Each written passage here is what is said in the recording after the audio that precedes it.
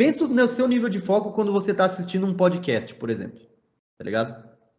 Eu vou falar no meu caso, mesmo que seja um podcast ali de um assunto do meu interesse, dificilmente eu vou ficar vidrado ali, tá? Normalmente eu vou ficar mexendo no celular, fazendo alguma coisa enquanto isso, vou ficar esticadão na cadeira, minha cadeira reclina para trás, eu reclino ela, boto os pés em cima da mesa, fico ali, é quase um momento de lazer. Qual que vai ser o grau de fixação desse conteúdo se eu estou consumindo ele de forma totalmente passiva e até displicente com aquela informação? Cara, boa parte daquilo ali eu vou esquecer no dia seguinte, tá ligado? Às vezes você assiste um podcast de 4 horas e depois você vai tentar contar para alguém, pô, eu assisti o podcast sei lá, essa semana vai ter do Lula e vai ter do Tarcísio, então é um de cada lado. Aí você vê o que você gosta mais, ou assiste os dois. Pô, assisti o podcast do Tarcísio esses dias, e daí foi legal pra caramba, o cara manja muito, o cara é muito bom. Aí eu te pergunto, o que que ele falou? Aí você, cara, você tem dificuldade para formular 3 frases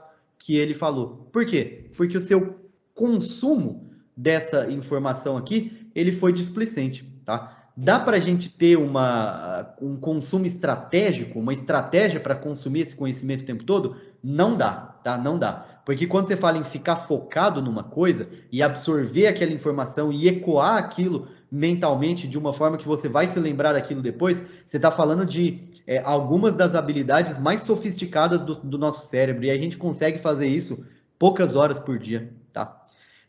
Tem casos excepcionais de pessoas que estudam aí 8 horas por dia para vestibular e conseguem realmente, mas, cara, eu acho que isso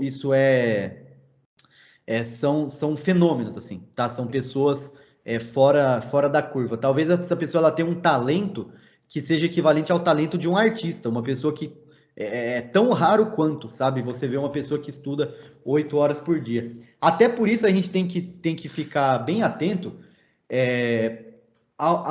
assim, o quanto ou qual é a qualidade do conteúdo ao qual você se submete e você fica vidrado naquilo. Porque quando você está jogando joguinho no celular, você está vidrado naquilo. E você tem um limite diário ali de quantas horas por dia você consegue ficar vidrado numa coisa, porque aquilo consome recurso neurológico seu. Não é por mágica que o seu cérebro cria as habilidades que a gente tem, sabe? Isso são processos químicos ali dentro. E alguns desses processos químicos, daquelas ações mais sofisticadas, como por exemplo manter o foco é muito sofisticado. O custo disso químico, no sentido de consumo de energia e geração ali de detritos, né? Esse custo é mais alto. Então, num dia que você não fez nada, às vezes você fica muito menos cansado do que num dia que você estudou 4, 5 horas, sabe? Ou num dia que você falou, que você se expressou. Para mim, por exemplo, dar as aulas, eu dou 2, 3 aulas por dia, cara, isso é bem cansativo. No final da terceira aula ali,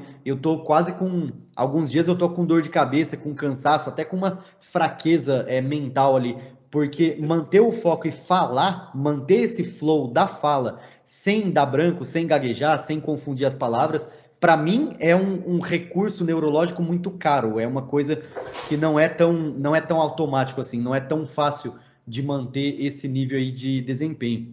Então, fica esse parêntese aí para a gente ter um certo cuidado com a qualidade daquilo que a gente está consumindo e também com a nossa postura, tá? Para você ter, se for para ter uma postura displicente, tenha uma postura displicente naquilo que não é tão importante assim, tá? E dá para a gente escolher aonde que a gente vai ficar vidrado. O que não dá? Eu ficar vidrado no podcast do Lula hoje, à noite, ou no podcast do Tarcísio, acho que é amanhã, sei lá.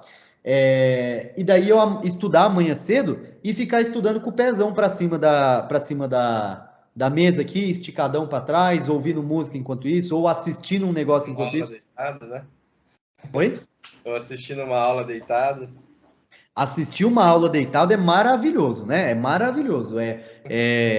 Assim, quem tem esse hábito tem a sorte de não morar comigo num QG, tá? Porque senão, cara, eu ia comer o toco, cara. Isso é displicência com o teu processo de aprendizado, tá? E eu não tô falando displicência no sentido de que a pessoa é uma pessoa displicente. Eu falo displicência no sentido de atitude. É uma atitude displicente. E uma atitude displicente, o pior dela é que ela gera um resultado também de pouco valor, sabe?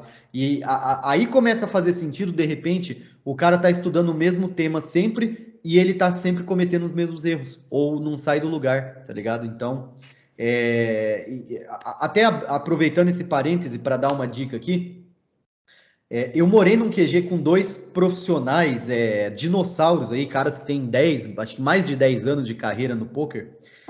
E, cara, os dois, eles se arrumavam para grindar. Colocava calça, tênis, uma roupa boa, assim. Tinha um deles que, às vezes, cara, principalmente no domingo, ele tomava banho e passava perfume, tá ligado? Então, pô, às vezes a gente saía para tomar cerveja, os caras se arrumavam mais pro grind do que para sair de casa, tá ligado? Então, Importante. isso é até um pouco extremo, assim, mas se for para errar, é melhor você errar com excesso de levar a sério em excesso o teu lado profissional do que você ser displicente, tá? Se é melhor você nesse caso é melhor pecar pelo exagero do que pela falta, beleza?